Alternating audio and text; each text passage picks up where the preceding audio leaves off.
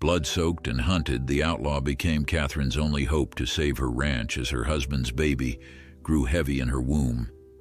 3 months later, this dangerous man would kneel before the pregnant widow with trembling hands and a ring that promised a future neither dared to imagine. Before we continue, don't forget to subscribe to the channel, like the video, and comment where in the world you're watching from. Let's go. The morning Catherine Blackwood buried her husband, the sky wept with her. Rain slashed across the windswept prairie, turning the freshly dug earth into mud that clung to her boots as she stood before the simple wooden cross. 4 months pregnant, she kept one hand protectively over her swollen belly as Reverend Matthews finished his prayers. The small gathering of neighbors and townsfolk huddled beneath black umbrellas, their faces a blur of sympathy and unspoken concern. "The Lord giveth and the Lord taketh away," the Reverend intoned, his voice nearly lost in the howl of the autumn wind. "Blessed be the name of the Lord," Catherine whispered, though in that moment she felt anything but blessed. At 26, she was a widow, with a ranch too large to manage alone, a baby growing inside her, and a future as uncertain as the storm clouds gathering on the horizon. Thomas had been thrown from his horse while checking fence lines on the north pasture. By the time she found him, he was already gone, his neck broken in the fall. Just like that, the life they had carefully built together over 5 years of marriage had shattered. As the mourners dispersed, murmuring condolences as they hurried back to their wagons, Catherine remained by the grave. Sheriff Miller was the last to leave, his weathered face creased with concern beneath the brim of his rain-soaked hat. "Mrs. Blackwood," he said, shifting uncomfortably, "I don't like to trouble you at such a time, but there are matters that need discussing. The ranch can wait until tomorrow," she finished for him, her voice steadier than she felt. "Come by afternoon. I'll have coffee." When she finally returned to the ranch house, its empty rooms echoed with memories. Thomas's boots still stood by the door where he'd left them. His hat hung on its peg. His pipe rested in the ashtray beside his favorite chair. Catherine moved through the rooms like a ghost, touching these remnants of her husband as if they might somehow conjure him back. In their bedroom, she changed out of her sodden black dress, catching a glimpse of herself in the mirror. Her auburn hair had come loose from its pins, falling in damp waves around a face too pale and eyes too hollow. The curve of her belly beneath her chemise was the only spot of life in the reflection. She pressed her palm against it, feeling the flutter of movement within. "It's just us now, little one," she whispered, "but we'll manage, somehow."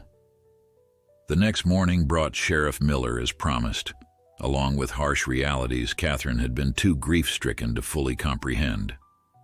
Thomas had leveraged the ranch to expand their herd, taking loans from the bank in Silverton that would come due by winter's end. The cattle would bring good money at spring auction, but only if they survived the winter. Only if she could manage the ranch until then. "I can't sell," she said firmly when Miller gently suggested it might be the wisest course. "This land was Thomas's dream. It's all our child will have of their father." "Catherine," the sheriff said, using her given name as the old family friend he was, "you can't run the Flying Bee alone, not in your condition. Your hands are good men, but they need direction, and winter's coming hard this year. Then I'll hire a foreman." "Who?" "Every capable man in 3 counties is either working their own spread or already signed on elsewhere." She had no answer for that. The labor shortage had been a constant challenge since the war. Young men had left for the fighting and never returned, or they'd gotten a taste of city life and adventure that made ranching seem a poor prospect. "I'll post notices in town," she said, though her voice lacked conviction. "Someone will turn up." Miller looked as if he might argue further, but instead sighed and reached for his hat. "If there's anything Martha and I can do—" "Thank you," Catherine said, walking him to the door. "I'll be fine. We'll be fine." But as the days passed, her assurance felt increasingly hollow. The ranch hands were loyal, but looked to her for decisions she wasn't equipped to make. The autumn days grew shorter, the nights colder. The banking notices arrived with alarming regularity, and Catherine found herself lying awake, calculating figures that never added up to salvation. It was on one such night, nearly 3 weeks after Thomas's death, that she heard the noise, a faint thump from the direction of the barn, followed by the nervous nickering of horses. Catherine reached for Thomas's shotgun, kept loaded by the bed since his passing. Her heart hammered in her chest as she pulled a shawl around her shoulders and moved quietly through the darkened house. The moon provided just enough light to navigate the yard between house and barn. Catherine approached cautiously, the weight of the shotgun awkward in her hands. The barn door stood slightly ajar, a faint glow of light spilling from within. Taking a deep breath, she pushed it open with the barrel of the gun. "I'll thank you to step away from that horse," she said, her voice remarkably steady despite her fear. "And keep your hands where I can see them." The man froze, then slowly raised his hands and turned to face her. In the dim lantern light, Catherine saw a tall figure, broad-shouldered and trail-worn. His face was shadowed by several days' growth of beard, but his eyes, when they met hers, were startlingly clear, pale blue and assessing. He wore a dusty duster over clothes that had seen better days, and at his hip hung a holstered revolver he made no move toward. "Ma'am," he said, his voice a low rumble, "I wasn't stealing, if that's your concern. You're in my barn in the middle of the night helping yourself to my horse's company. What would you call it?" The stranger's mouth quirked slightly. "Seeking shelter. I've been riding hard for 2 days, and your barn was the first place I found. I meant to be gone by dawn." Catherine kept the shotgun trained on him, even as she noticed the way he favored his left side, the dark stain on his shirt that might be blood. "You're hurt." It wasn't a question, but he answered anyway. "Not badly. Had a disagreement with some gentleman of questionable character back in Tucson. They objected to my continued breathing." Something in his dry delivery made Catherine reassess her initial impression. This wasn't some common drifter or desperate thief.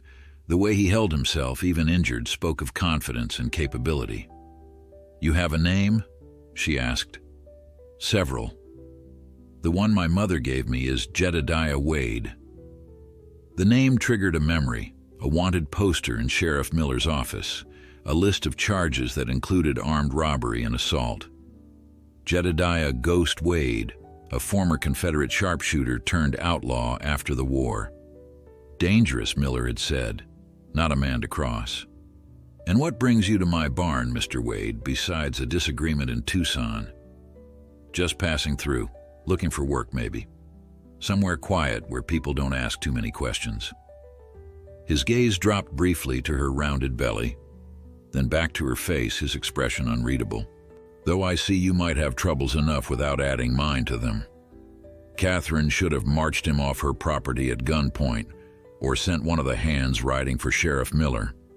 Instead, she found herself considering him with new eyes. Here was a man clearly capable in ways her current hands were not, a man who needed somewhere to lie low, who might be persuaded to stay through winter for the right arrangement. "Can you manage cattle?" she asked abruptly. Surprise flickered across his face before he masked it. "Grew up on a ranch in East Texas. Ran my pa's herd until the war came." "And can you follow orders? Even from a woman?" A glint of something, amusement perhaps, showed in those pale eyes. "Depends on the orders. And the woman." Catherine lowered the shotgun slightly. "I need a foreman. Someone who can run this place through winter, get my herd to spring auction healthy. The pay isn't much, but it includes room and board and no questions about your past." "You don't know me, ma'am." "No," she agreed. "But I know that without help I'll lose this ranch.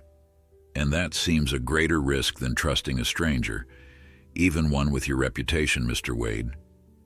He studied her for a long moment. his expression giving nothing away. Then he inclined his head slightly. "You have yourself a foreman, Mrs. Blackwood, Catherine Blackwood." "Mrs. Blackwood." He said it carefully, as if testing the name. "You should know folks call me Ghost for a reason. I'm good at disappearing when trouble comes. Can't promise I'll stay if the law shows interest." "I'm not asking for promises, Mr. Wade. Just work and discretion until spring." The outlaw nodded once, a deal struck between two people with few other options. Neither could have known, in that moonlit barn with autumn wind rattling the boards, how completely their lives were about to change, or that in 3 months' time, this dangerous man would kneel before her with something far more permanent than a winter's employment to offer. By the time dawn broke across the Flying Bee Ranch, the hired hands had already gathered at the bunkhouse, murmuring among themselves about the stranger who'd appeared overnight. Catherine watched from the kitchen window as Jedediah Wade emerged from the barn where he'd insisted on sleeping, rather than taking the spare room she'd offered. Even injured, he moved with a fluid grace that spoke of a man accustomed to watching his back. When she'd introduced him at breakfast as the new foreman, the reaction had been predictable. Hank Pearson, who'd worked the Flying Bee since before her marriage to Thomas, had looked at her as if she'd lost her mind. "Mrs. Blackwood," he'd said later, cornering her on the porch, "you can't mean to trust this drifter. We don't know the first thing about him." "I know he has the experience we need," she'd replied firmly. "And right now, that's enough." Now, Catherine straightened her apron and stepped out onto the porch as Wade approached the house. In daylight, she could better assess the man she'd impulsively hired.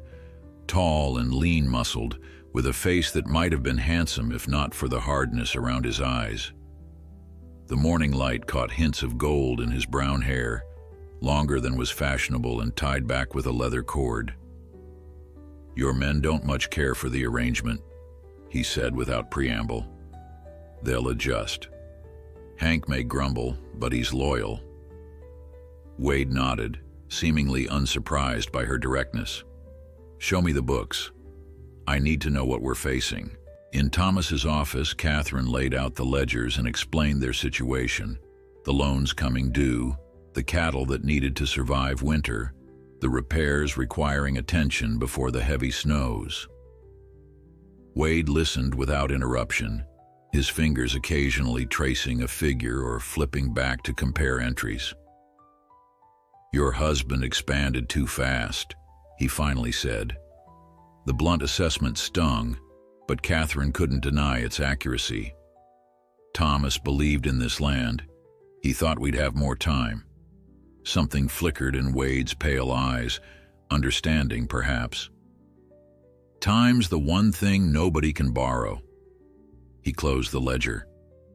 "The herd looks sound from what I saw this morning. If we can get them through winter without major losses, spring prices should cover the loans. And if we can't..." His gaze met hers directly. "Then you'd best start thinking about what comes after." Catherine pressed a hand to her lower back where a dull ache had been building all morning. At 5 months pregnant, she found herself tiring more easily, though she'd die before admitting it. Wade noticed. "You should be resting. There's too much to do. You hired me to manage the ranch. Let me do my job." His tone softened fractionally. "The best thing you can do for this place is take care of yourself and that child." Before she could respond, a rider appeared in the yard, the familiar figure of Sheriff Miller, dismounting at the hitching post. Catherine felt Wade tense beside her. "I'll make myself scarce," he murmured. "No," she said quickly. "That would only raise suspicion. Act natural. You're just a hired hand." Miller entered without knocking, as was his habit. He stopped short at the sight of Wade, his hand instinctively moving toward his gun. "Sheriff," Catherine said brightly, stepping between them. You remember I mentioned hiring a foreman. This is Mr. Wade. He's come highly recommended from the Harper spread in Colorado. The lie fell easily from her lips, surprising her. Miller's eyes narrowed, studying Wade with unmistakable recognition, though he didn't contradict her. "Mr. Wade," he said stiffly. "Passing through, are you? Planning to stay through spring, if Mrs. Blackwood finds my work satisfactory." Wade's voice betrayed nothing, though Catherine could feel the tension radiating from him. "I see." Miller turned to Catherine. "I came to check on you, and to warn you there's been trouble. Stage robbery near Silverton, 2 men killed." Wade's expression remained impassive, but Catherine noticed how still he'd become. "How terrible," she said. "Do they know who's responsible?"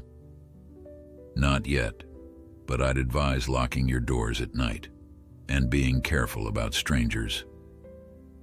The sheriff's pointed look left no doubt about his meaning. After Miller departed, Wade remained silent until the sound of hoofbeats faded. "He knows who I am," he finally said. "Yes, but he won't interfere unless given reason." Catherine studied him. "The stage robbery, was that your disagreement in Tucson?" Wade's jaw tightened. "I don't rob stages or kill innocent men. My quarrels are more specific." She wanted to believe him, found herself needing to. "Then you have nothing to worry about."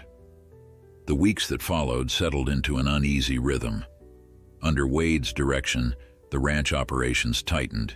He worked alongside the men from dawn until dusk, his injury seemingly forgotten as he mended fences, moved cattle to sheltered pastures, and reinforced the barn roof against coming snow.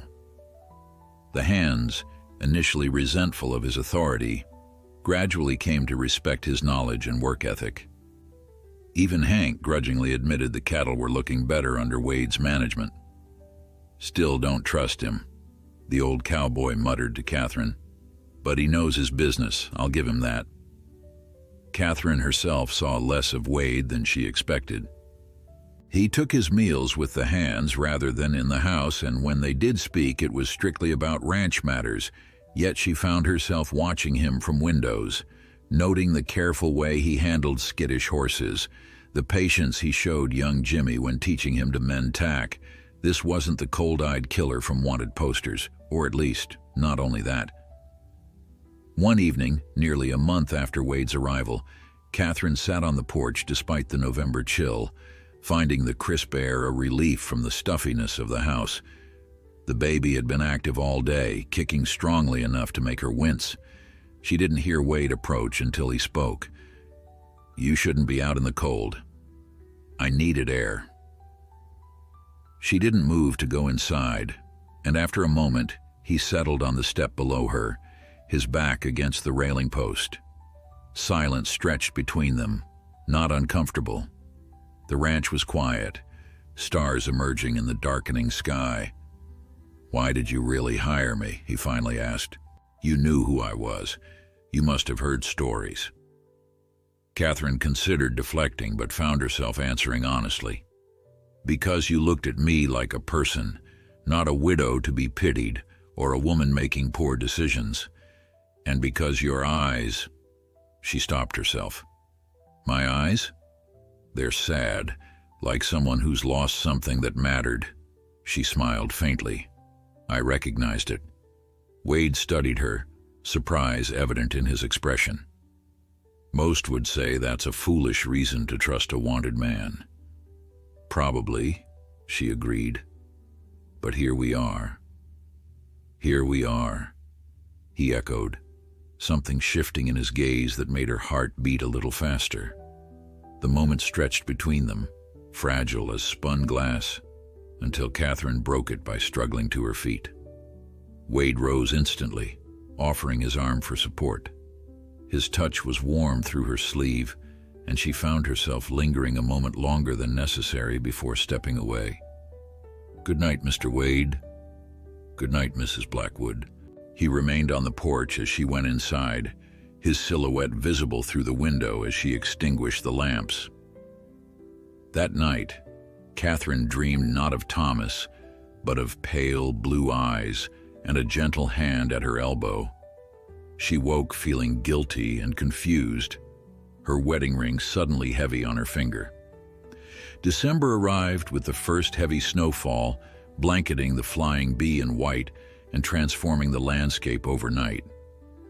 Catherine woke to find Wade and the hands already shoveling paths between buildings, their breath clouding in the frigid air. From her bedroom window, she watched Wade direct the men with an easy authority that Thomas had never quite managed. The ranch ran more smoothly now than it had in years. Catherine's pregnancy had advanced to 6 months, her belly now a prominent curve that made everyday tasks increasingly difficult. Despite her protests, Wade had taken to sending Jimmy to the house each morning to bring in firewood and draw water, insisting she conserve her strength. "The boy needs to learn responsibility," Wade had said when she objected. "You'd be doing him a favor." They both knew it was an excuse, but Catherine had accepted the help, recognizing the wisdom in picking her battles.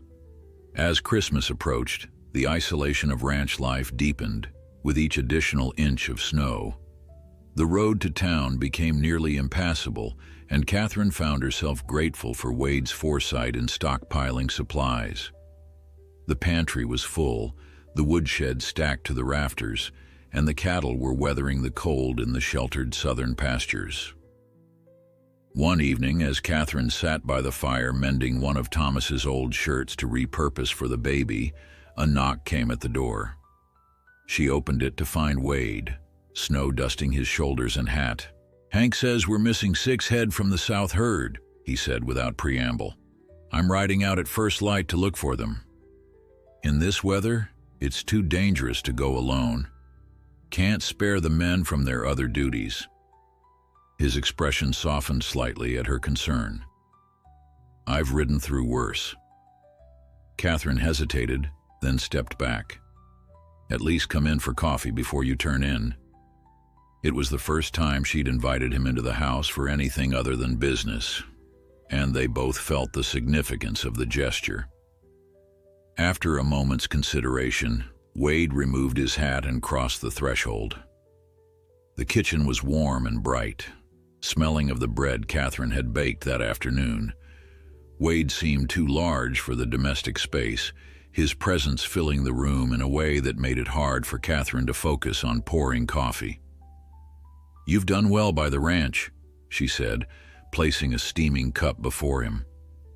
Wade wrapped his hands around the mug, his fingers work roughened and scarred. "It's good land. Your husband had the right of it there." The mention of Thomas hung between them. Catherine felt the familiar guilt stir, but it was fainter now, softened by time and necessity. "You never speak of your family," she said, changing the subject. "Do you have anyone waiting for you somewhere?" Wade's expression closed like a door shutting. "Not anymore. I'm sorry. Don't be. It was a long time ago." He sipped his coffee, then set the cup down with deliberate care. "My wife and daughter died of fever while I was fighting at Shiloh. Came home to 2 fresh graves and a burned-out farmhouse." The stark simplicity of his statement hit Catherine like a physical blow. "That's why you became what you became." His pale eyes met hers, unflinching. "Part of it. The war changed men. Some could go back to who they were before. Others couldn't." "And you?" "I tried. For about a year. Then a group of carpetbaggers tried to take what was left of my land through some legal trickery. I objected." His mouth twisted in a humorless smile. "Violently." Catherine should have been horrified, but instead found herself understanding in a way that would have been impossible before Thomas's death.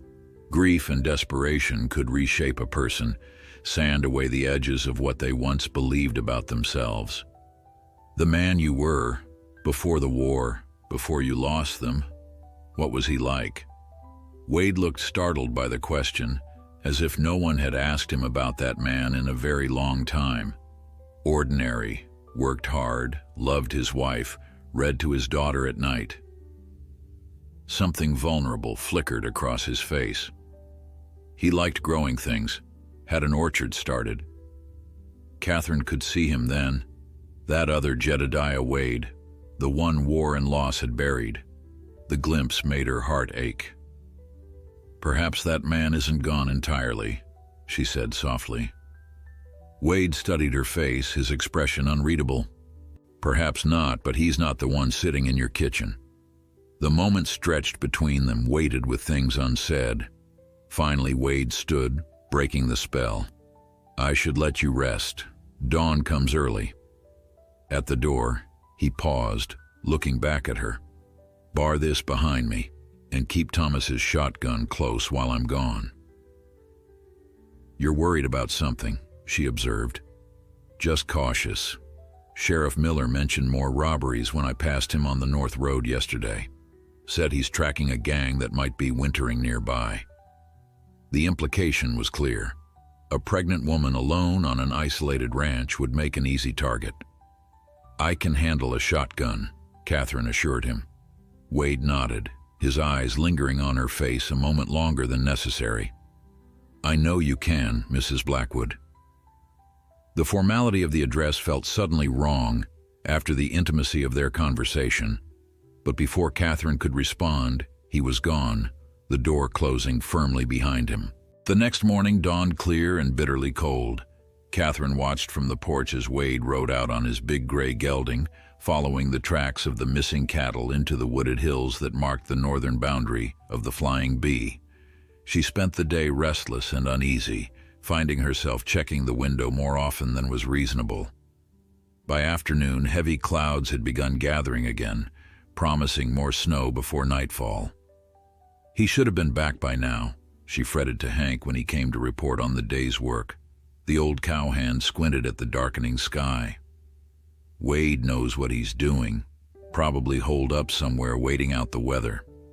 But when darkness fell with no sign of Wade, Catherine's worry deepened. The hands lit lanterns in the yard as a beacon, but the snowfall grew heavier, obliterating tracks and reducing visibility to mere feet. By midnight, even Hank admitted concern. "If he's not back by morning, we'll form a search party." Catherine barely slept, listening to the wind howl around the eaves and imagining Wade lying injured somewhere in the storm. She told herself her concern was practical. They needed him. The ranch needed him. But the hollow feeling in her chest spoke of something more personal. Dawn brought no relief. The storm had passed, but there was still no sign of Wade or the missing cattle. Hank organized the hands into search parties, but Catherine could read the grim reality in their expressions.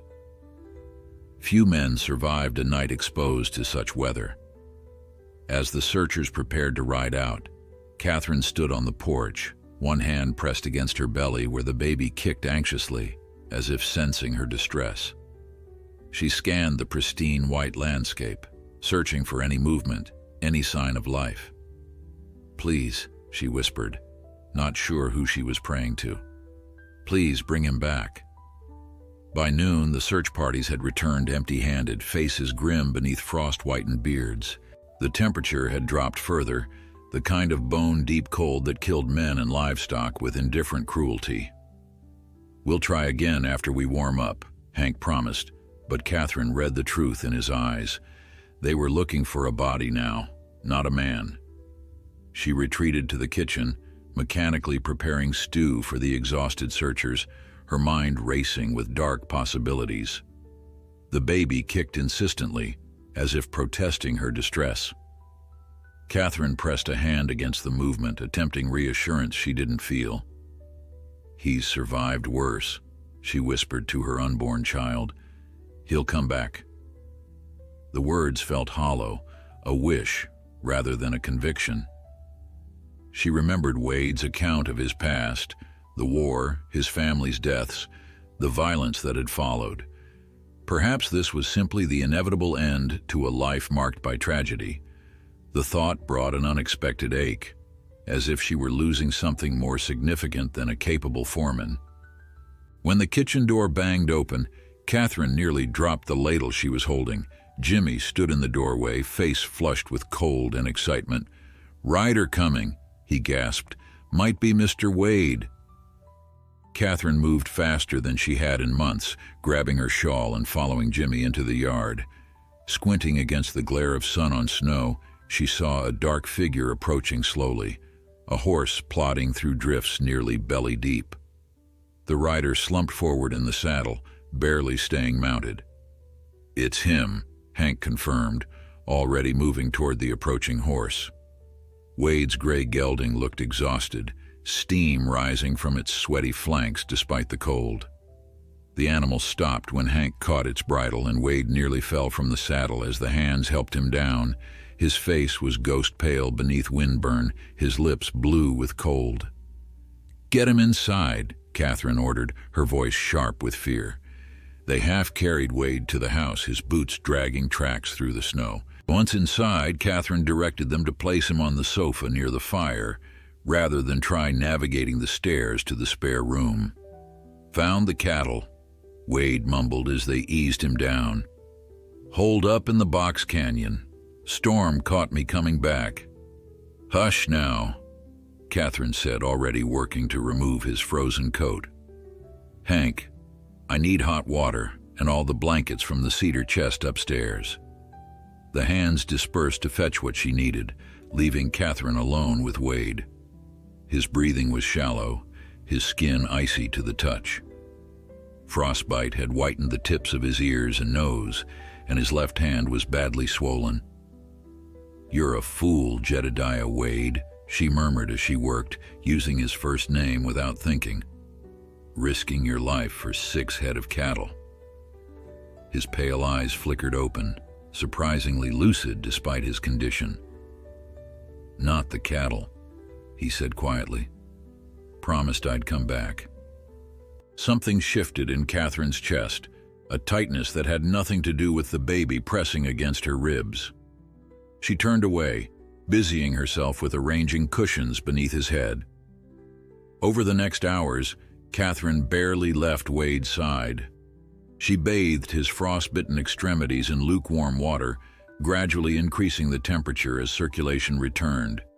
She spooned broth between his cracked lips and checked constantly for signs of fever that might indicate infection. By evening, color had returned to Wade's face, though he remained weak. The hands had returned to their duties, assured their foreman would survive, leaving Catherine to continue her nursing alone.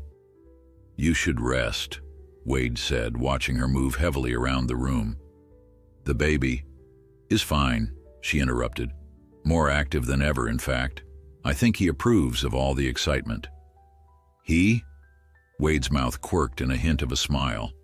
Catherine rested a hand on her rounded belly. "Just a feeling."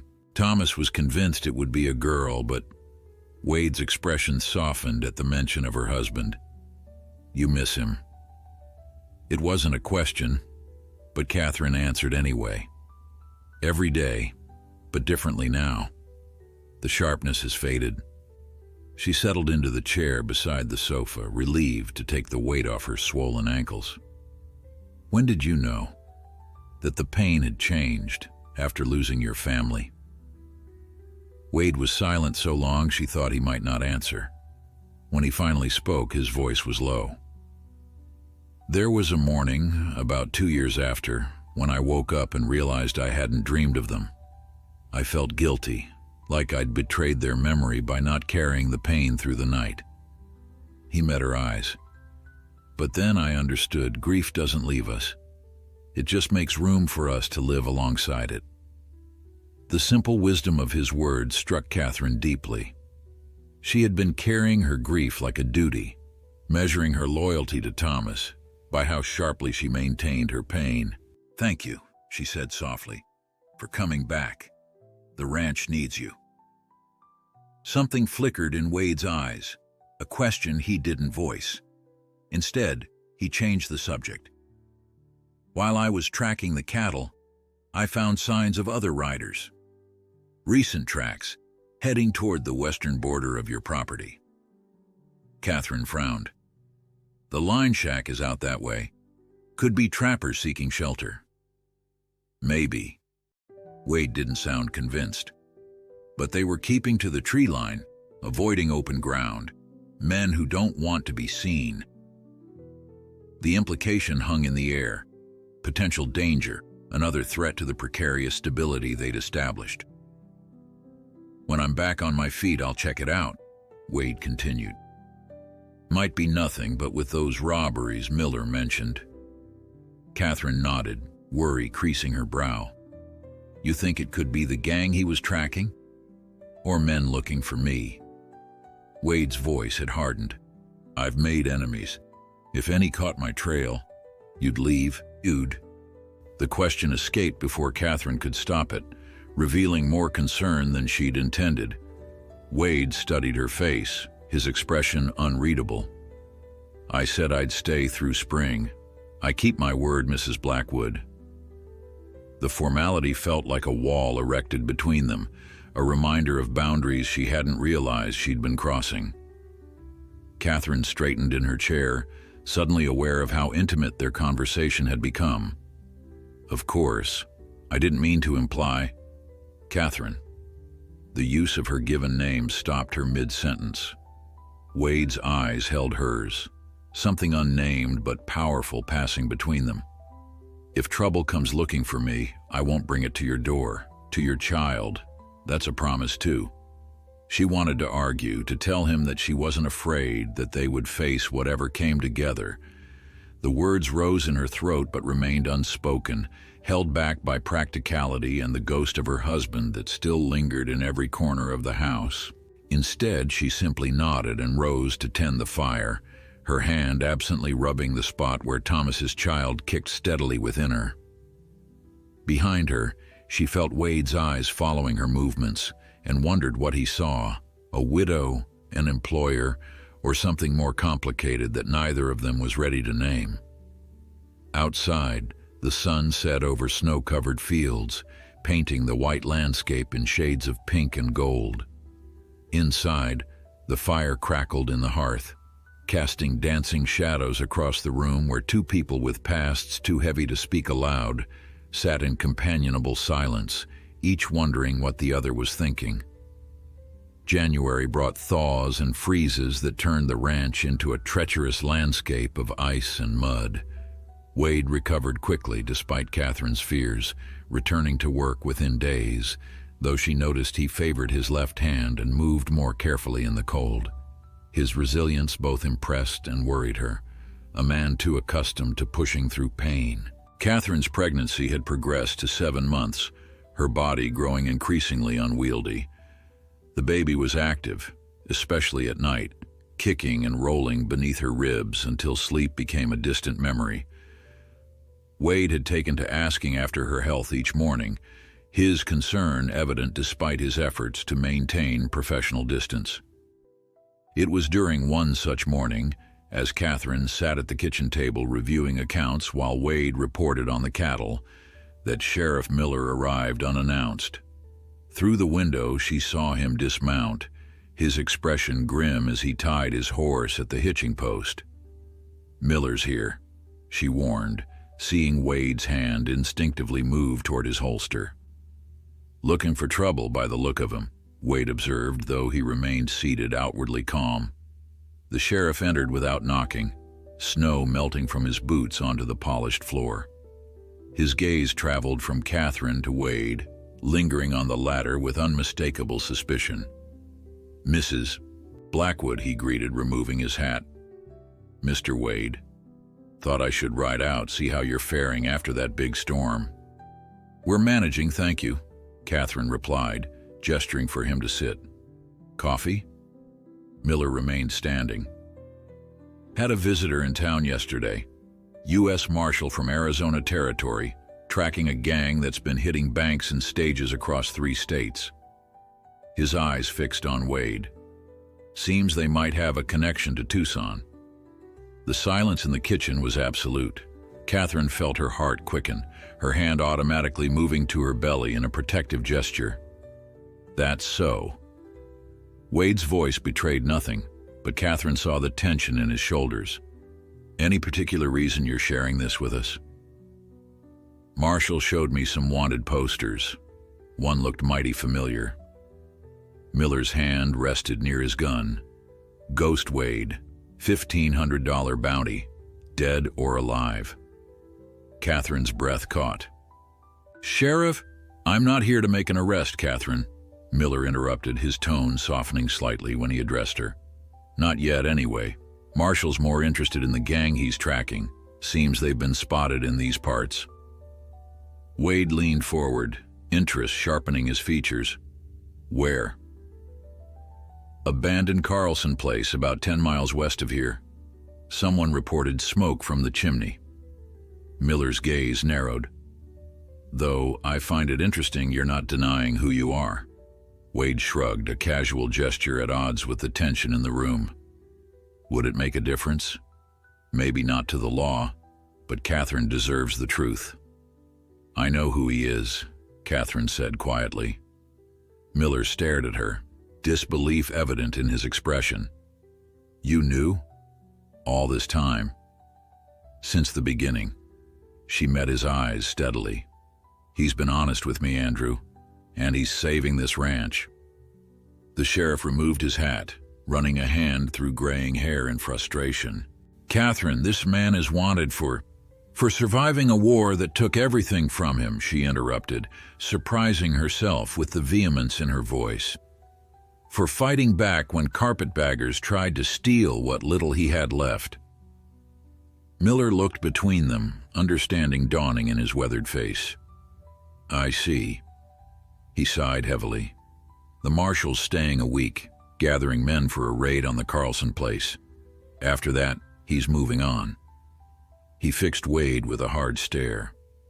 If I were a man with a price on his head, I might consider doing the same. After Miller departed, silence stretched between Catherine and Wade. Finally, she spoke. Will you go? Wade studied her face, his expression unreadable. Might be safest, for everyone. And the ranch, our arrangement? You could hire a real foreman now, the worst of winter's past. Catherine felt a surge of anger, unexpected in its intensity. So you'll run, just like that. It's what I do, Catherine. His use of her given name, rare and deliberate, sent a shiver through her that had nothing to do with the January chill.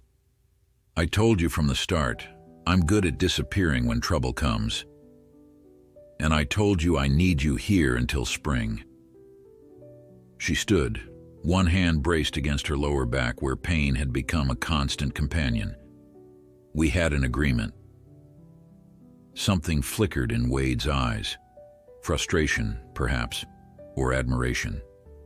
The agreement didn't include federal marshals. Catherine was about to respond when a shout from the yard interrupted them. Hank burst through the door, face flushed with exertion. Riders coming, 6, maybe 7, all armed. Wade was on his feet instantly, peering through the window. Not Miller, he said grimly. These men don't want to talk. The mysterious riders Wade had spotted weeks ago had returned, and this time they weren't keeping to the shadows. Catherine felt cold fear sweep through her as she recognized the implications. The gang? She whispered. Wade nodded, already checking his revolver. Most likely. Miller's visit probably spooked them.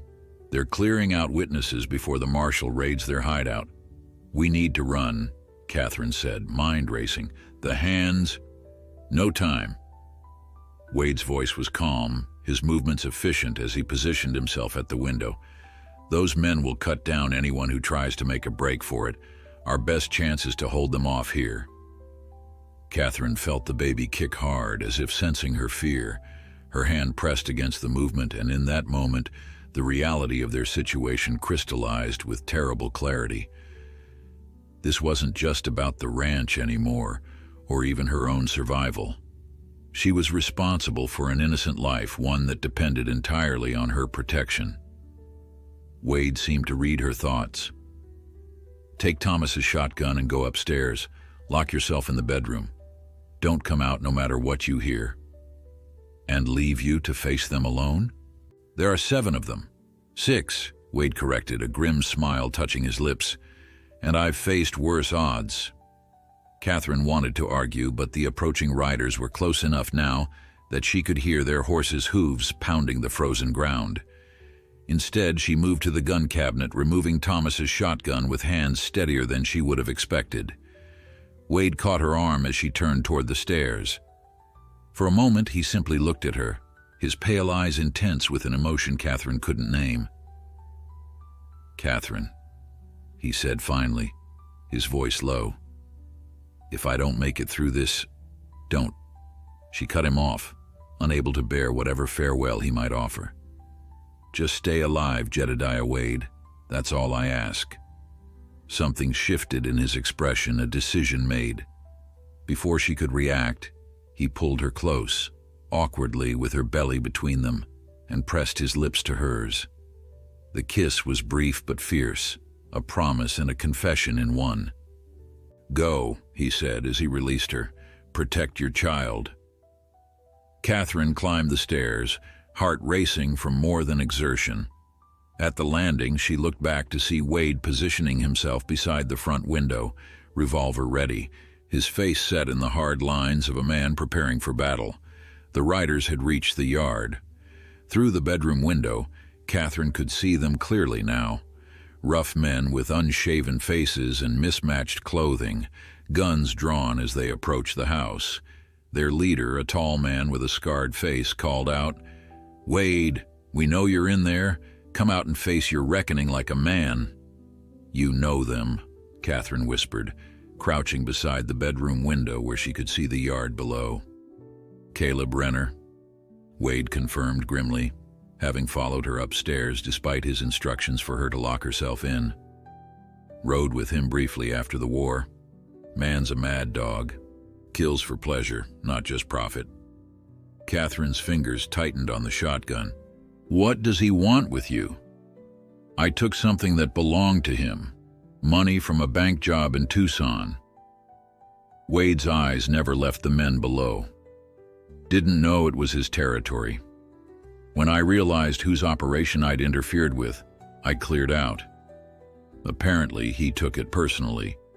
Outside, Renner fired a shot into the air. "Last chance, Ghost. Send out the woman and face us like a man, or we burn the place down around you." Catherine felt ice in her veins. They knew about her, knew she was inside. Wade's expression hardened. "Stay here, keep the shotgun ready, but stay low and away from the windows." "What are you going to do?" His smile was cold, showing a glimpse of the dangerous man from the wanted posters. "What I do best." Before she could stop him, Wade moved silently back down the hallway. Catherine heard his boots on the stairs, then nothing. The silence was more terrifying than gunfire would have been. Through the window, she saw Renner gesture to his men. Two dismounted and began approaching the front porch while the others spread out, covering the sides of the house. One headed toward the barn where the hands were likely holed up. Catherine shifted position, trying to keep all the riders in view while staying hidden. The baby kicked hard, as if protesting the tension in her body. She placed a calming hand on her belly, whispering reassurances she didn't feel. A sudden shot cracked the winter silence, followed by a cry of pain. One of the men approaching the house crumpled to the ground, clutching his leg. Catherine hadn't seen where the shot came from. Wade wasn't visible from her vantage point. Chaos erupted in the yard. The outlaws scattered for cover, firing wildly at the house. Catherine ducked below the windowsill as glass shattered above her, sending shards raining onto the floor. From somewhere to the side of the house came another shot, then another. Each was followed by a scream or curse. Wade was moving, Catherine realized, circling the property, using the outlaws' confusion against them. "He's behind the woodshed," someone shouted, followed by a fusillade of bullets splintering wood. But then a shot rang out from the opposite direction, dropping another man. Wade had already moved, using the snow and gathering dusk to conceal his position. Catherine had never seen anything like it. The disciplined precision of his attack, the way he seemed to anticipate the outlaws' movements. This was a different man than the careful foreman who managed her ranch, different even from the injured wanderer she'd taken in months ago. This was Ghost Wade, the legend from the wanted posters, the name that made hardened lawmen check their weapons. A movement at the edge of her vision caught her attention. While the others were distracted by Wade's deadly game of cat and mouse, Renner himself was approaching the back of the house. Catherine realized with a chill that he meant to enter while Wade was occupied with his men. Her first instinct was to call out a warning, but that would give away her position and possibly distract Wade at a critical moment. Instead, she moved silently to the back stairs that led from the kitchen to the upper floor. With the shotgun braced awkwardly against her hip to accommodate her pregnant belly, she positioned herself where she could see the kitchen door, but remain hidden in the shadows of the stairwell. The door eased open and Renner slipped inside, revolver drawn. In the fading light, his scarred face looked demonic, eyes scanning the kitchen with predatory intensity. He moved toward the front of the house, passing the foot of the stairs where Catherine waited. She had never shot a man before. The thought flashed through her mind as her finger tensed on the trigger. But this wasn't about her. It was about her child, about Wade, about the life they might have if they survived this day. The shotgun roared in the confined space, the recoil nearly knocking Catherine off her feet. Renner howled as buckshot tore into his shoulder and side, his gun falling from suddenly nerveless fingers. He staggered but didn't fall, turning toward her with murder in his eyes. "You bitch," he snarled, lunging for the stairs. Catherine frantically tried to reload, but her shaking hands and awkward position made it impossible. Renner was halfway up the stairs when another shot rang out, this one from the front hallway. Renner froze, a look of almost comical surprise crossing his face before he toppled backward, crashing to the floor at the bottom of the stairs. Behind where he had stood was Wade, revolver still raised, expression cold as a winter moon. Their eyes met across the distance, Catherine on the stairs with the unfired shotgun, Wade in the hallway with smoke still curling from his gun barrel. In that moment of shared survival, something unspoken passed between them, a recognition deeper than words could express. "The others?" Catherine asked, her voice hoarse. "Dead or running?" Wade lowered his gun, moving to check Renner's body with practiced efficiency. "Two got away. They won't be back." The aftermath was a blur of activity. Wade and the hands, who had emerged from the barn once the shooting stopped, moved the bodies to the old root cellar until the ground thawed enough for proper burial. Catherine cleaned broken glass and bloodstains from the floors, working mechanically, her mind still processing the violence she had witnessed and participated in. It was well past midnight when the house was finally quiet. Catherine sat by the fire, wrapped in a quilt despite the room's warmth, unable to stop the trembling that seemed to come from deep within her bones. Wade entered silently, carrying 2 cups of coffee. He handed one to her before settling into the chair opposite. "You should sleep," he said, studying her face with concern. "I keep seeing him on the stairs, reaching for me." She clutched the coffee cup, welcoming its heat against her cold fingers. "If you hadn't been there." "But I was." The simplicity of his statement provided more comfort than elaborate reassurances could have. They sat in silence for a time, the only sounds the crackling fire and the occasional settling of the old house. Finally, Catherine gathered her courage to address what hung unspoken between them. "Before, when you thought—" She hesitated, then continued. "You kissed me." Wade didn't look away or pretend to misunderstand. "I did." "Why?" He considered the question with the same deliberate care he brought to everything. "Because I might have died. Because you might have died. Because some things shouldn't go unsaid, even between people like us." "People like us," she repeated softly. "A widow carrying another man's child. An outlaw with a price on his head." Wade's voice held no self-pity, only a steady acknowledgement of facts. Not exactly a conventional match. The word match hung in the air, loaded with implications neither had voiced before. I kissed you back, Catherine said, surprising herself with her boldness. Wade's eyes darkened. Yes. I'm not sure what that means. It doesn't have to mean anything, Catherine. His voice was gentle. Not unless you want it to. The baby kicked then, a strong movement visible even through the quilt. Catherine placed her hand over the spot, a smile touching her lips despite the solemnity of their conversation. He's strong, like his mother. Wade's observation carried warmth that eased some of the day's chill from her bones. I've been thinking about names, she admitted. Thomas Jacob, if it's a boy, after his father and my grandfather. Emily Rose for a girl. Wade nodded, his expression softening. Good names. Strong ones. Another silence fell, comfortable despite the weight of everything left unsaid. Outside, the wind had calmed, and moonlight spilled through the windows, turning the snow-covered landscape to silver. What happens now? Catherine finally asked, the question encompassing far more than the immediate aftermath of the day's violence. I'll stay, Wade said simply. At least until the marshal moves on. After that, he left the sentence unfinished, the future as uncertain as it had always been. But something had changed between them. A boundary crossed, a possibility acknowledged. As Catherine finally retired to her bed in the early hours of the morning, she found herself touching her lips, remembering the brief, fierce pressure of Wade's kiss and wondering what it might be like to experience it again, without fear or violence driving the moment. Sheriff Miller arrived the following morning, the U.S. Marshal riding grimly beside him.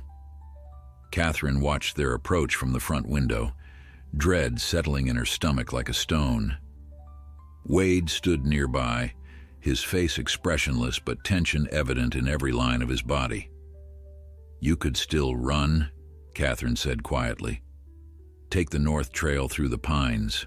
They'd never catch you in this weather. Wade shook his head. Running would only confirm my guilt. Besides, he added, his voice softening, I made a promise to stay.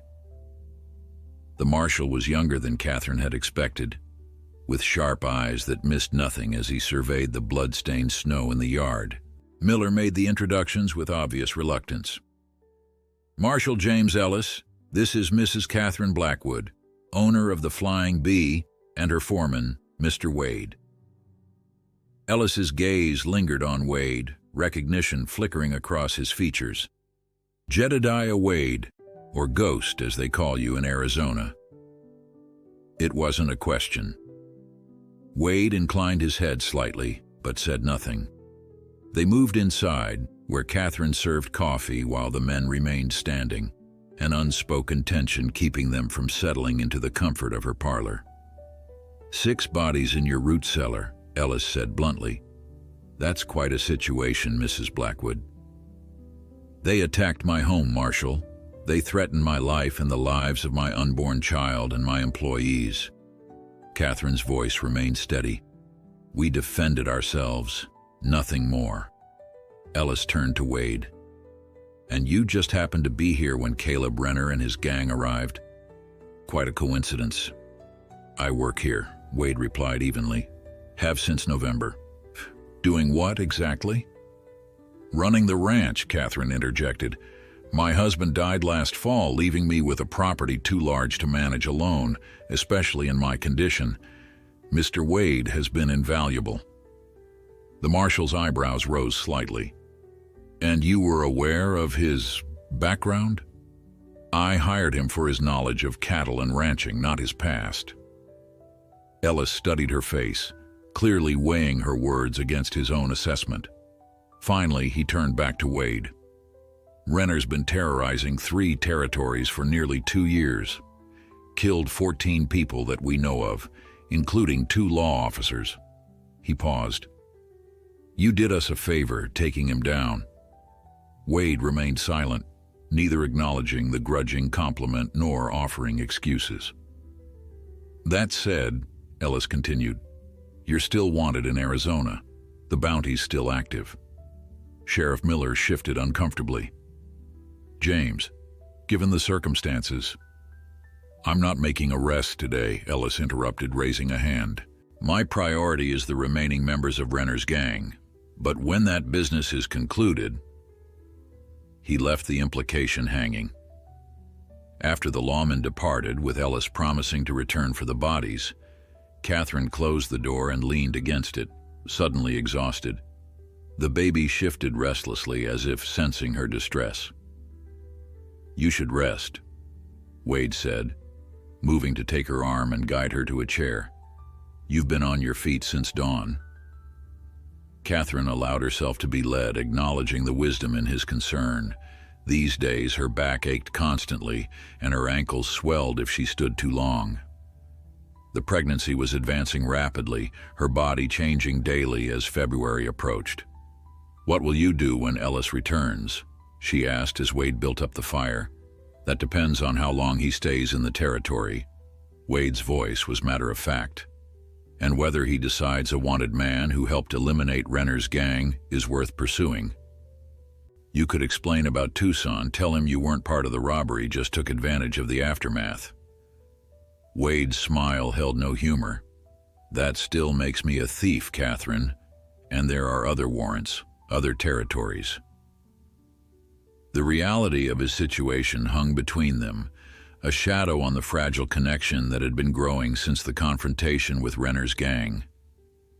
Catherine watched as Wade moved around her home with the ease of familiarity, knowing each creak in the floorboards, each draft to be avoided.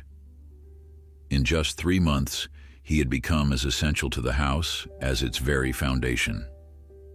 That evening, a January thaw began, the temperature rising enough to turn the packed snow to slush. Water dripped from eaves and fences, creating a constant patter that reminded Catherine of spring, though winter was far from over. The sudden warmth brought its own challenges. The yard turned to mud, and melting snow threatened to flood the lower pastures where the pregnant heifers were kept. Wade and the hands worked tirelessly to move the cattle to higher ground, returning after dark, soaked and exhausted. Catherine had hot food waiting, and as the others retreated to the bunkhouse, Wade lingered in the kitchen, warming himself by the stove. "You should change out of those wet clothes," she admonished, noticing how he shivered despite his efforts to hide it. In a minute. He accepted the coffee she offered, their fingers brushing in the exchange. Neither acknowledged the contact, though Catherine felt it like a spark against her skin. "I've been thinking," she said after a moment, "about what happens when the marshal leaves." Wade waited, his expression guarded. "The bounty. Is it enough that someone might recognize you and come looking, even after Ellis is gone?" $1,500 is a lot of money, he acknowledged, but few bounty hunters venture this far north in winter. By spring... He left the sentence unfinished. By spring, their arrangement would be concluded.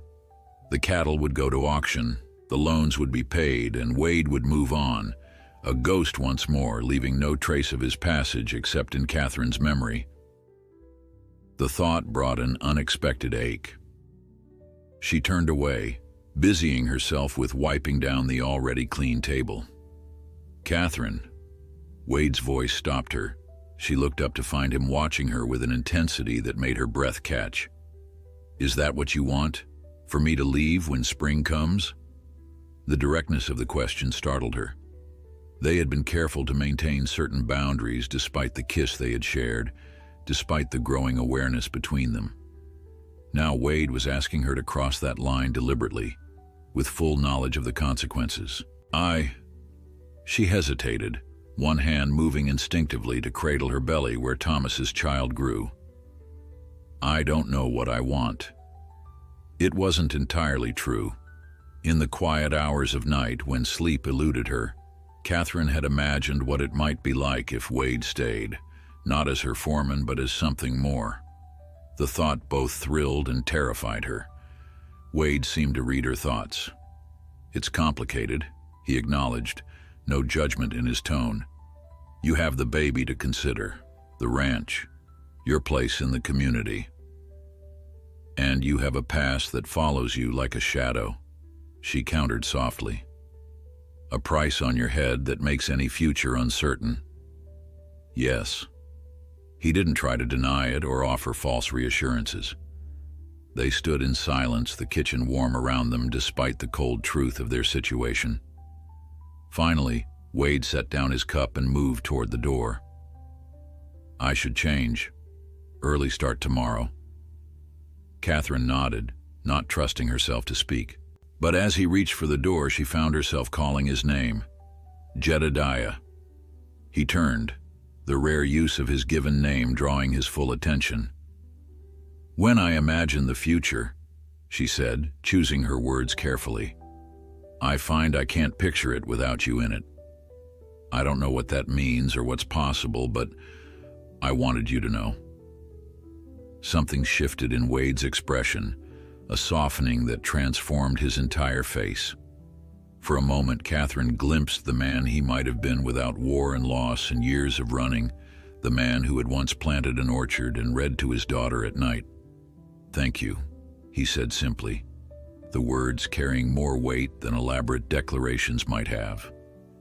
After he left, Catherine remained in the kitchen, one hand pressed to her lips as if to capture the memory of their single kiss, wondering if there would ever be another. Outside, water continued to drip from the eaves, the January thaw working its quiet alchemy on the frozen landscape, revealing what had been hidden beneath months of snow. February arrived with bitter winds and fresh snow, erasing all evidence of January's brief thaw.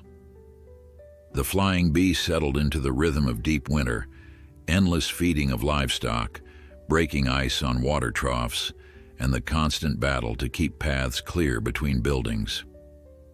As Catherine entered her 8th month of pregnancy, her world contracted to the confines of the ranch house, her body too unwieldy for comfort in the biting cold. Wade had taken to checking on her throughout the day, finding excuses to return to the house between his regular duties. He brought firewood she hadn't requested, offered books from the small collection in the bunkhouse, and somehow always appeared when she needed to reach something from a high shelf or move a piece of furniture that had begun to feel confining. The hands had noticed the change in their foreman, exchanging knowing glances when Wade altered work schedules to ensure he could bring Catherine her midday meal. Even Hank, initially so suspicious, had softened his stance. Man's got it bad, Catherine overheard him telling Jimmy one evening. Never seen Ghost Wade fuss over anyone like he does the missus. The words had warmed her despite the embarrassment of being discussed. In truth, she had come to depend on Wade's quiet presence, finding comfort in his steady reliability and understated concern. One afternoon, as Catherine struggled to find a comfortable position in her chair by the fire, Wade entered with an oddly shaped bundle tucked under his arm. "Brought you something," he said, setting down a cushion unlike any she had seen before, cylindrical, with a depression in the center. "What is this?" she asked, examining the strange object. "Back pillow. Saw something similar at a fancy hotel in San Francisco once." A hint of shyness crossed his features. "Thought it might help with the discomfort. Jimmy helped me make it. Boy's got a talent for stitching I wouldn't have guessed." Catherine placed the pillow behind her lower back, surprised at the immediate relief it provided. "It's wonderful," she said softly, touched by the thoughtfulness of the gift. "Thank you." Wade nodded, satisfied with her reaction. "How's the little one today?" "Active." She shifted again, wincing slightly. "Dr. Perkins says he's dropped lower, preparing for his arrival." Wade's expression changed at the mention of the approaching birth, concern, perhaps, or something deeper she couldn't quite name. They both knew what it meant. By the time the baby arrived, their 3-month arrangement would be concluded. The cattle would soon go to auction, the loans would be paid, and there would be no practical reason for Wade to remain. Neither mentioned these facts as Wade stooped to add another log to the fire, his movements careful and precise. In the dancing light, Catherine studied his profile. The strong jaw softened by several days' growth of beard, the lines at the corners of his eyes that deepened when he smiled. She had memorized these details without meaning to, storing them away like treasures. Marshal Ellis left town yesterday, Wade said conversationally, though the news was anything but casual. Sheriff Miller mentioned it when he rode by this morning. That's good news, isn't it? Depends on whether he spread word about me before leaving. Wade straightened, brushing wood chips from his hands. $1,500 might tempt someone despite the weather. Catherine felt a now familiar fear settle in her chest. You're still thinking of leaving? It wasn't a question, but Wade answered anyway. Thinking about a lot of things, Catherine. His eyes met hers, holding secrets she couldn't decipher. But not tonight. Tonight, everything's as it should be. The simple statement carried a weight of contentment that made Catherine's throat tighten with emotion. These quiet moments by the fire had become precious to her, a respite from the uncertainty that shadowed their future. The peace was shattered 3 days later when Catherine awoke before dawn, gripped by a pain unlike anything she had experienced before. It tore through her lower back and wrapped around to her abdomen, stealing her breath and leaving her gasping in the darkness. Too early, she thought frantically as the pain subsided. The baby wasn't due for another month. She struggled to a sitting position, intending to light the lamp when another wave hit, stronger than the first. Catherine bit back a cry, gripping the edge of the mattress until her knuckles whitened. When the pain receded, she managed to reach the bell she kept by her bedside, ringing it with shaking hands. Wade appeared within minutes, his hair disheveled from sleep but his eyes alert. One look at her face told him everything. The baby? Catherine nodded, fear making her voice tremble. Something's wrong. It's too soon. Wade crossed to her side immediately, his usual careful distance forgotten. How often are the pains coming? Every few minutes, stronger each time. She clutched his hand as another contraction began building. We need Dr. Perkins. Roads are drifted over from yesterday's storm. It'll take hours to reach town. Wade's voice remained calm despite the gravity of the situation. I'll send Jimmy. He's the fastest rider. But Catherine, we need to prepare for the possibility that the doctor won't make it in time. The reality of their isolation, normally a minor inconvenience, now loomed as a potentially deadly threat. Catherine felt tears well in her eyes, not from pain but from fear for her child. Hey! Wade knelt beside the bed, taking both her hands in his. Look at me. We'll get through this. I've helped birth hundreds of calves and my wife... He stopped, swallowed hard, then continued. Sarah had our daughter at home. I was there. I know what to do. The mention of his dead wife should have highlighted the strangeness of their situation, but instead it steadied Catherine. This man had loved before, had created a family before. He understood what was at stake. Tell me what you need, she whispered. The next hours passed in a blur of pain and brief respites. Wade organized the household with military precision. Jimmy dispatched to town, Hank set to boiling water and tearing sheets for bandages, the house transformed into a makeshift birthing room. Through it all, Wade remained at Catherine's side, supporting her through contractions, bathing her forehead with cool cloths, and speaking in the same gentle voice she had heard him use with frightened horses. By mid-morning, Dr. Perkins still hadn't arrived and Catherine's condition had worsened. The pains came relentlessly now, with barely a moment's rest between them. Worse, she had begun bleeding, not heavily, but enough to worry Wade, though he tried to hide it. Jedediah, she gasped during a rare moment of clarity between contractions. If I don't, he interrupted fiercely. You're going to be fine, both of you. Listen to me. Catherine gripped his shirt, pulling him closer. If you have to choose, save the baby. Thomas's child deserves a chance at life. Wade's face contorted with an emotion too complex to name. I won't let either of you go, Catherine. Not while there's breath in my body.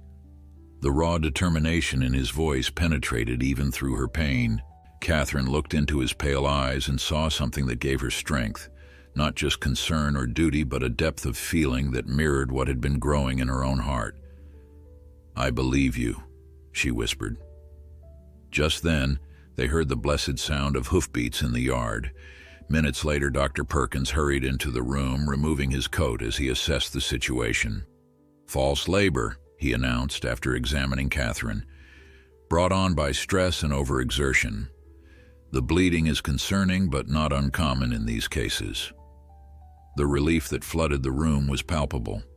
Wade stepped back, allowing the doctor space to work, but his eyes never left Catherine's face. Complete bed rest for at least a week, Perkins instructed as he packed his bag. Someone will need to stay with her constantly. No excitement, no household duties. I'll see to it, Wade said, his tone leaving no room for argument. That night, after the doctor had gone and the house had settled into quiet relief, Wade sat beside Catherine's bed, keeping watch as she drifted in and out of exhausted sleep.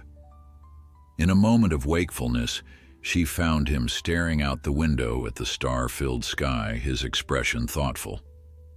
"What are you thinking?" she asked, her voice husky with fatigue. Wade turned to her, something new and resolute in his gaze.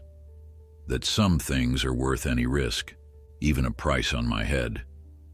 The simple declaration hung in the air between them, a promise not yet fully formed but impossible to ignore. Catherine felt an answering certainty in her own heart, knowing that whatever came next, nothing would ever be the same.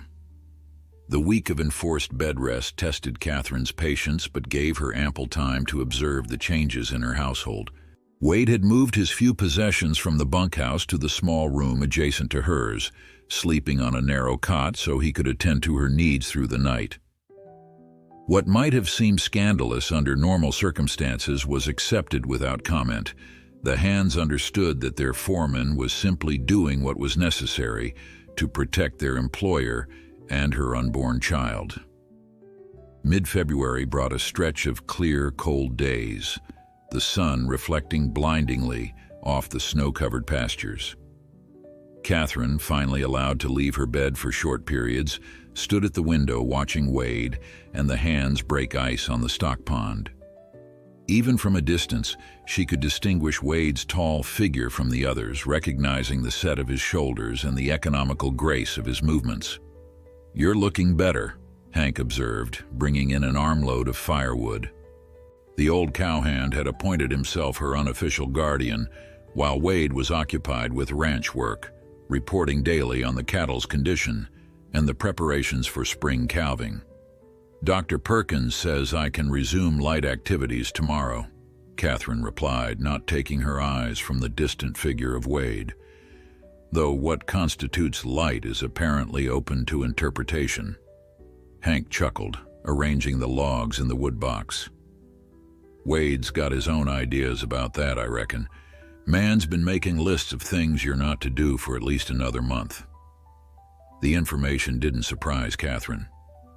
Wade's protectiveness had increased tenfold since the false labor scare, his usual reserve giving way to a gentle but unmistakable authority when it came to her health. "He cares for you, Mrs. Blackwood," Hank said, straightening with a slight groan. "More than a foreman should, if you don't mind my saying." Catherine turned from the window, studying the weathered face of the man who had known her since her arrival as Thomas's bride. "Does that trouble you?" Hank considered the question with the deliberation of someone who chose his words carefully. "Not my place to have opinions on such matters, but since you're asking, no, it doesn't trouble me. Man's proven himself despite his past." "You know about that?" "Suspected from the start. Confirmed it when Sheriff Miller came around asking questions." Hank shrugged. "A man's past is his own business. long as he walks straight in the present. The simple philosophy touched Catherine deeply. Thomas would have agreed with you. Mr. Blackwood was a good man who loved you fiercely. Hank's voice gentled. But he wouldn't have wanted you spending the rest of your days alone, especially with a child to raise. Tears pricked at Catherine's eyes, unexpected, but not unwelcome. It was the first time anyone had spoken so directly about the possibility of her building a new life after Thomas, and hearing it from someone who had respected her husband made the idea seem less like betrayal. "Thank you, Hank," she said softly. The old cowhand nodded once, then changed the subject, clearly uncomfortable with emotional conversations. "Wade asked me to ride into town this afternoon. Any messages for the mercantile?" Later, Catherine would recognize this moment as significant, Wade sending Hank rather than Jimmy on the town errand, and the knowing look in the old cowhand's eyes as he departed. That evening, as twilight settled over the ranch, Wade returned from the day's work with unusual energy despite the biting cold. He brought Catherine her dinner tray personally, something that had become his habit during her convalescence. "You're in good spirits," she observed as he built up the fire with particular attention, arranging the logs just so. "Good day," he replied, though nothing in the day's work had been exceptional as far as Catherine knew. "Cattle are healthy, hands are working well together, and you're looking stronger." She smiled, warmed by his approval. "Dr. Perkins says the baby is perfectly positioned now. No more complications expected." Wade nodded, satisfaction evident in his expression. "That's good news, very good news." He seemed about to say more when Jimmy appeared at the door, looking apologetic for the interruption. "Mr. Wade, that special project you wanted help with, it's ready when you are." Wade thanked the boy, a curious light in his eyes that Catherine couldn't interpret. After Jimmy departed, he turned back to her with an expression that seemed almost shy, a startling contrast to his usual confidence. "I have something to show you tomorrow," he said, "if you're feeling up to a short outing." "What kind of outing?" "A surprise." The hint of a smile touched his lips. "Nothing strenuous, I promise, just a short walk from the house." Catherine's curiosity was piqued, but Wade offered no further details, changing the subject to discuss the spring cattle auction. She noticed, however, that his thoughts seemed elsewhere, his gaze occasionally drifting to the window where stars were beginning to appear in the deepening blue of the evening sky. After he left for his evening rounds, Catherine sat by the fire, one hand resting on her rounded belly where the baby shifted and kicked. 3 months had transformed her life in ways she could never have anticipated that rainy November day when she'd found Jedediah Wade in her barn. The ranch was thriving under his management. The hands respected him. Even Sheriff Miller had developed a grudging acceptance of his presence, looking the other way regarding his past as long as no trouble came to Flying B. But it was the changes in Catherine herself that were most profound. The grief that had nearly crushed her after Thomas's death had not disappeared.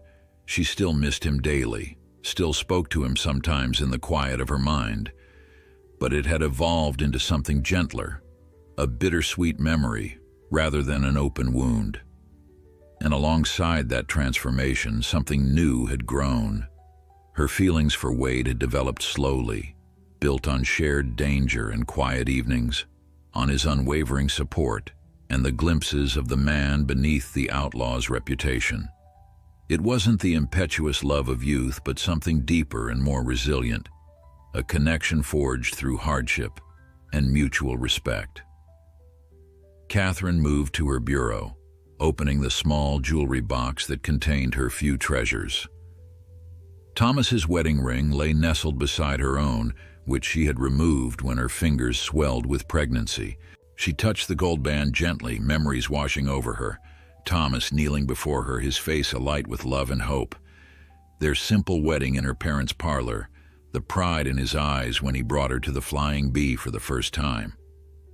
"I'll always love you," she whispered to the memory of her first husband, "but I think my heart has room for more than one love. I hope you understand." No answer came, of course, but as she closed the jewelry box, Catherine felt a sense of peace settle over her. Whatever happened tomorrow, whatever Wade's surprise might be, she was ready to face it with an open heart. The next morning dawned clear and cold, the February sun casting long blue shadows across the pristine snow. Wade appeared after breakfast, carrying her warmest coat and a woolen blanket. "Ready for that surprise?" he asked, his usual composure betrayed by a hint of nervousness. Catherine nodded, curious and slightly apprehensive. As Wade helped her into her coat, his hands lingering at her shoulders, she caught Hank watching from the kitchen doorway, a knowing smile on his weathered face. "Not too far," Wade assured her as they stepped onto the porch, just to the rise behind the house. The rise was a gentle slope that provided a view of the entire ranch, the house and outbuildings in the foreground, the snow-covered pastures stretching to the distant mountains that marked the western boundary of the Flying Bee. It was Thomas's favorite spot, Catherine remembered, the place where he had first described his dreams for their future together. As they walked slowly through the ankle-deep snow, Wade's hand steady at her elbow, Catherine wondered what could be waiting for them at the top of the rise. Wade had been mysterious all morning, and she had noticed the hands finding excuses to watch their departure, nudging each other with barely concealed excitement. When they reached the top of the rise, Catherine stopped, her breath catching in her throat. A small wooden bench had been placed at the crest, facing west where the afternoon sun would soon begin its descent. The bench hadn't been there before. It was new, the wood freshly planed and polished to a soft gleam. "Did you make this?" she asked, running her fingers over the smooth surface. Wade nodded, a hint of color touching his weathered cheeks. "Jimmy helped. Boy's handy with woodworking." He hesitated, then added, "I noticed you haven't had anywhere to sit outside since the weather turned. Thought you might like a place to watch the sunset." The simple thoughtfulness of the gift moved Catherine deeply. This wasn't just a bench, it was an acknowledgement of her love for this land, a recognition of how she found peace in watching day turn to evening over the ranch she and Thomas had built together. "It's perfect," she said softly. "Thank you." Wade helped her settle on the bench, arranging the woolen blanket over her lap with careful attention. Once she was comfortable, he remained standing, looking out over the Flying Bee with an expression she couldn't quite read. From this vantage point, the ranch spread below them like a painting. The weathered gray buildings clustered around the yard, smoke rising from the bunkhouse chimney, cattle visible as dark specks against the white expanse of the snow-covered pastures. Beyond, the mountains rose in purple majesty, their peaks glittering in the afternoon sun. "Beautiful, isn't it?" Catherine said, following Wade's gaze. "Yes." But when she turned, she found him looking not at the landscape, but at her, his pale eyes intense with an emotion that made her heart skip. "Catherine, there's something I need to say." She waited, sensing the importance of whatever was coming. Wade ran a hand through his hair, a rare gesture of uncertainty from a man normally so composed. "I'm not good with words, never have been, but some things need saying even if they're said poorly." He drew a deep breath, then knelt before her in the snow, bringing their eyes level. The position struck her as both vulnerable and dignified. This dangerous man on his knees, his expression more open than she had ever seen it. "3 months ago, you found me in your barn, injured, hunted, with nothing to my name but trouble. You could have sent me away. Should have by any reasonable measure." His voice deepened with emotion.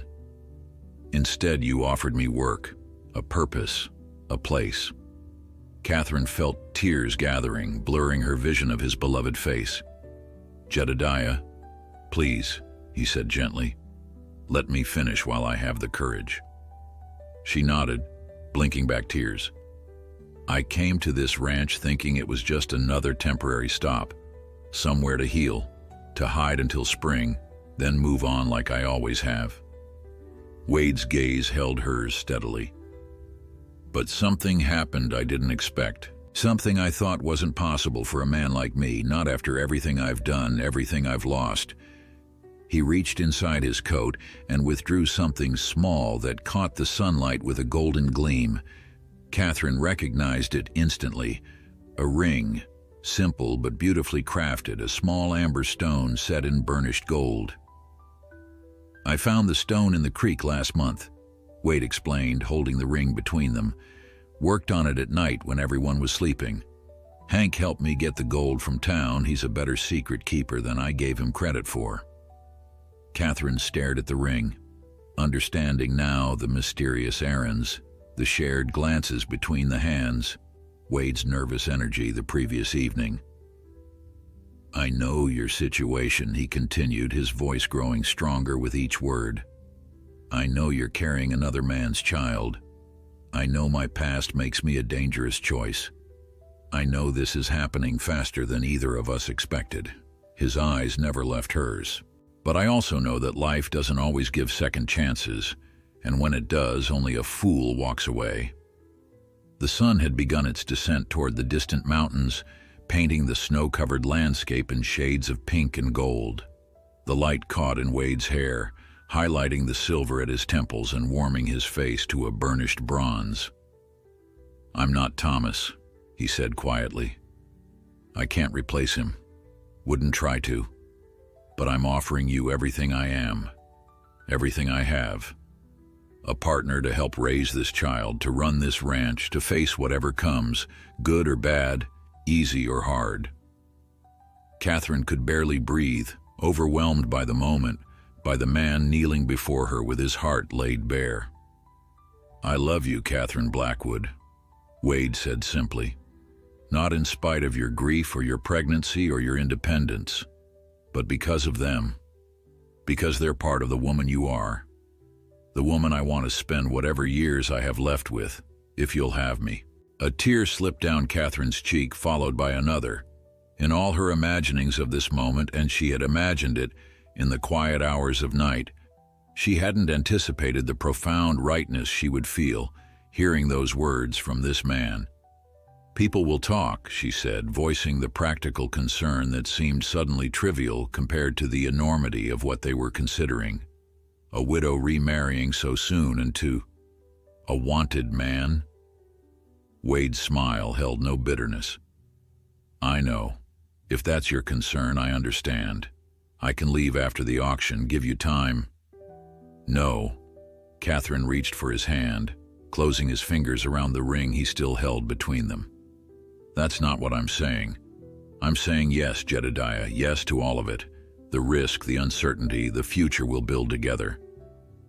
For a moment, Wade seemed unable to comprehend her answer, hope and disbelief warring in his expression. Then his face transformed with a joy so pure and unguarded that Catherine felt it like a physical warmth spreading through her chest.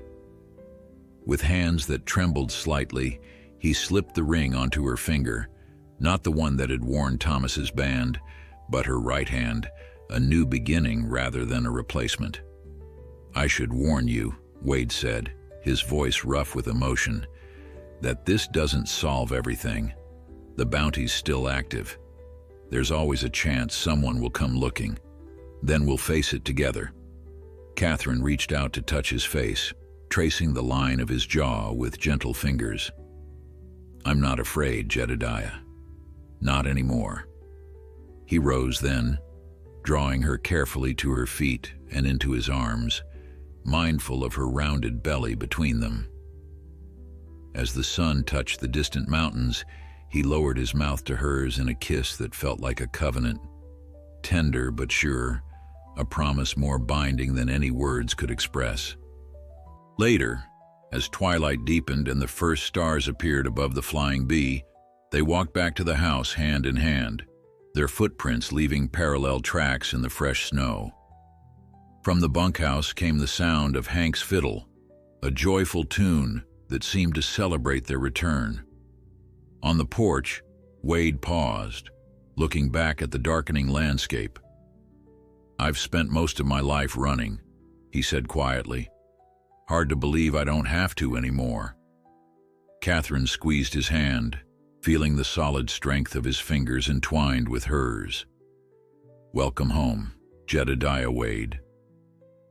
Inside, a lamp burned in the window, casting golden light across the yard, a beacon guiding them toward the warmth and shelter of the home they would build together. As Wade held the door for her, Catherine thought of the child growing beneath her heart, the man standing beside her, and the future stretching before them. Uncertain perhaps, but faced together. 3 months ago, a desperate widow had hired a dangerous outlaw as her ranch hand. Today, that same widow had agreed to become his wife, not from convenience or necessity, but from a love that had grown slowly and surely through winter's darkest days into something as enduring as the land itself.